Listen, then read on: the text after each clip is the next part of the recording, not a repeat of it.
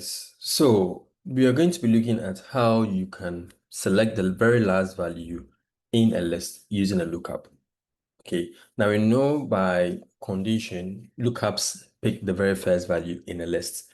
But now what we want to do is we want to pick the very last value in a list. This can be very useful because there are instances where you want to identify or to find the last entry that was made in relation to a particular individual. For instance, you want to find out the last time someone was present or recorded as present in an attendance record. Or in the case of maybe a project, you want to find the last time or the last task someone was assigned to a particular project. So you want to see what the last task the person accomplished or recorded to have been done. So in this case, we're also looking at a scenario where you are a fund manager and you have members who contribute. Okay, so I have a member like this called Right, and he has been making some contribution or some payment. Okay, and now I want a formula that determines the amount outstanding, considering he pays 20 cedis every month, right? And the total amount he has paid is 160 cedis. I want to find how much is outstanding for him to pay as of today. Okay, now to be able to find that, I need to first identify when was the last month he paid. Okay, in this case, the last month he paid was September the 30th, or he paid for September. Okay, so I should be able to pick that, and then should be able to find the difference between the last month and today, and then multiply that by the amount that he's supposed to pay every month. That's how you can identify the outstanding amount. Now, in the case of a spreadsheet, it's easy to get this done because the lookup functions in spreadsheets like Excel and Google Sheets incorporates or allows you to determine whether you want to look from top to bottom or from bottom to top. Okay, so let me just demonstrate this if it was a spreadsheet. So in a spreadsheet, let's say I'm looking for the last time this individual made a payment. So he's going to be my lookup value. Okay, now use the formula XLOOKUP. Okay, this is your lookup value. Right, you say you have a lookup range. This is my lookup range. The result range. This is what I want to return. Okay. If it's missing, what do I want to return? I can determine what I want to return. I'm going to skip that with a comma. And so we have the match mode. Okay, so I'm going to bring this down. Let's look at that. So match mode says whether you want exact match, approximate match, all those things. I'm going to choose exact match, which is 0.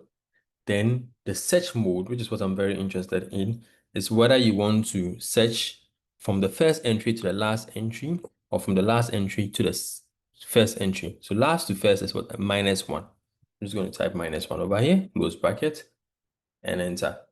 And you see this, I have the last entry being what? April the 30th.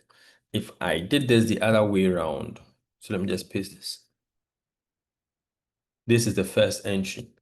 Okay, unfortunately, we don't have something like this in AppSheet. So in AppSheet, we need to modify our formula to get this done. Okay, so now let's go into the app development section.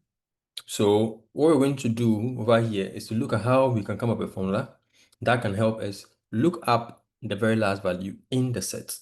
Okay.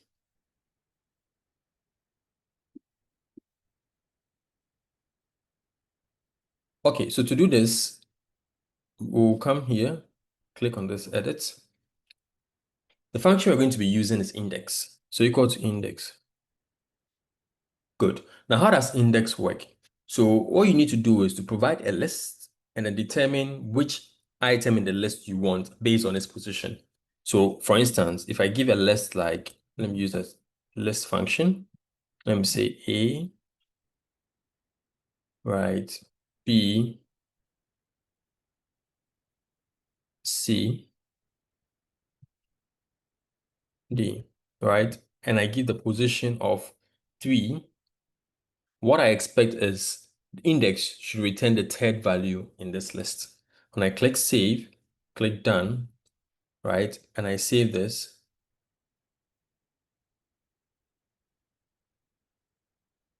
Okay, come back here. I expect the letter C. Is that okay? So that's what index does. It gives you a value based on the position you provide. Okay, so now what we want to do is we want to pick the last value in a set or a list. Now, what's our list? Our list is the list of payment months the person has done.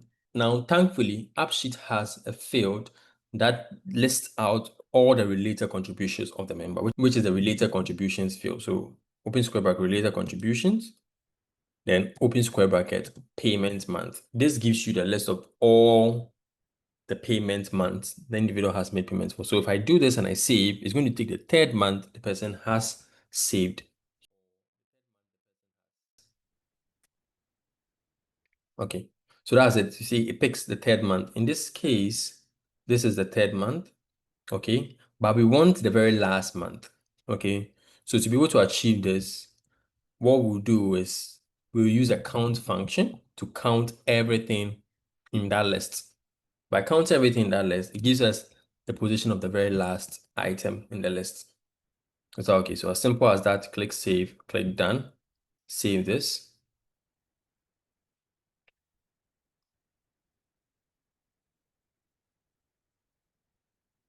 Okay, good. And we have the same value as we have at the bottom here. If we add a new item at the bottom, it will come here.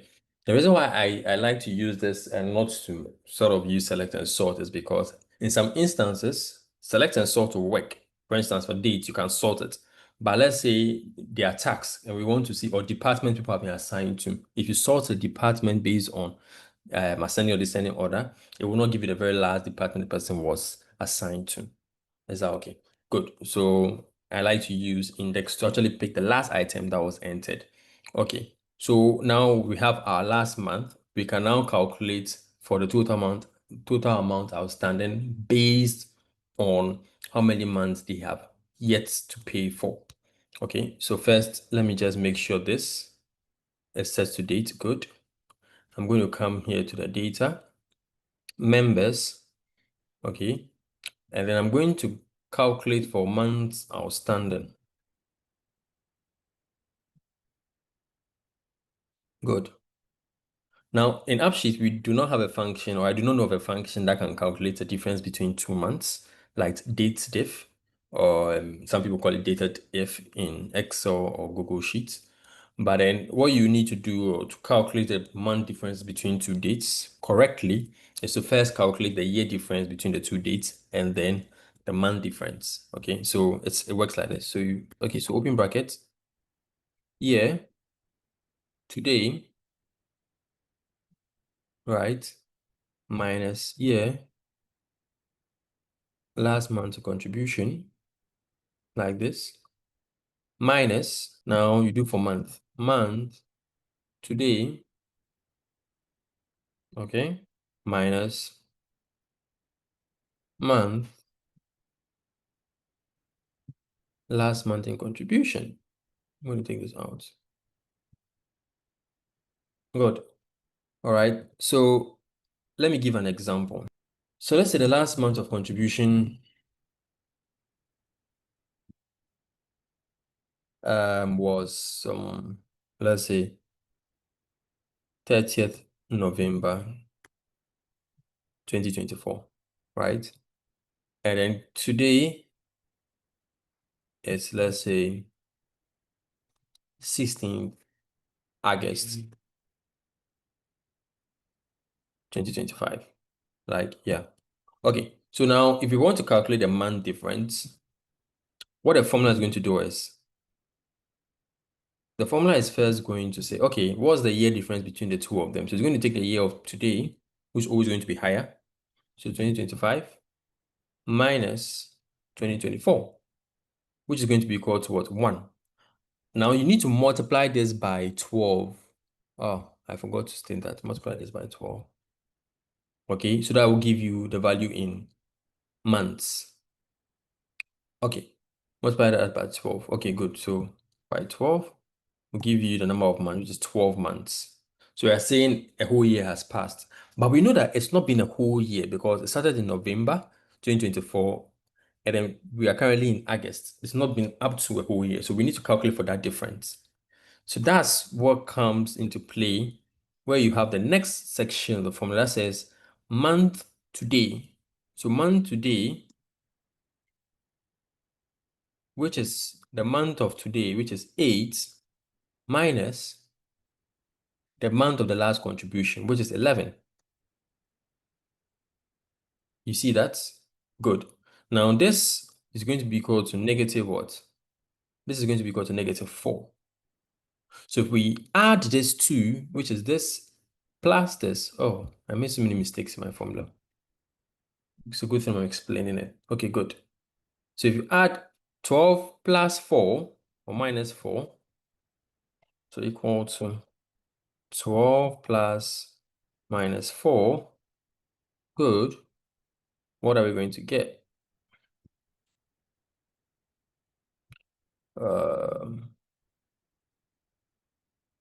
We're going to get 8, I believe. So if you count, so November is December, January, February, March, April, May, June, July, August. So I expect to have 9 months and not 8. Okay, so then there has to be a plus 1 at the end of this. So plus 1. Good. And this is what's going to make sure that, so let me just put plus 1. We have the right thing as 9. Okay, so that's how the formula comes about, just to explain it. Sometimes it confuses me and I need to take my time and do this out to be able to calculate the difference in months between two periods in AppSheet. In a spreadsheet, it's fairly simple. Okay, so that's how I get it done. I click Save, click Done, come here and I'll say Amount Outstanding.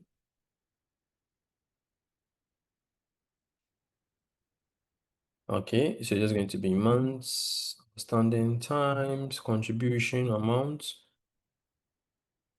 Save this. This is going to be a number. Done.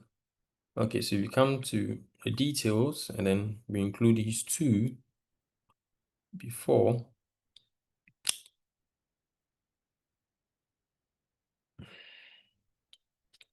We save.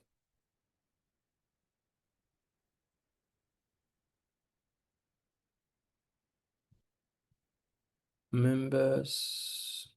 There we go. Good. So you have a contribution, you have months, you have 2, which is 40. Last payment month was in September. Let's see this. So we have June. Last payment was June. So July, August, September, October. See, so that's why I think you shouldn't have a plus 1. I'm not sure why when I counted, I had here, June, same thing. Here, here, here. Okay. So all of them are increased by 1. So okay, we have March. Let's count this. So if you paid in March, then we have April outstanding. So April, May, June, July, August, September, October, which is 7. Okay, so I should take out the plus 1. I don't think the 1 is supposed to be there. Okay, you are gone. We're going to click Save. Click Done and Save.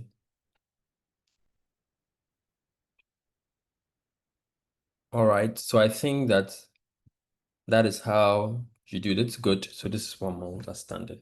All right, so guys, that's how you can use index to pick the very last value in a list. If you have other ways to do that, your lookup in order to pick the last value in a list, please let me know. Drop a comment in the comment section. Thank you very much for joining me, and I'll see you again in the next video. Bye-bye.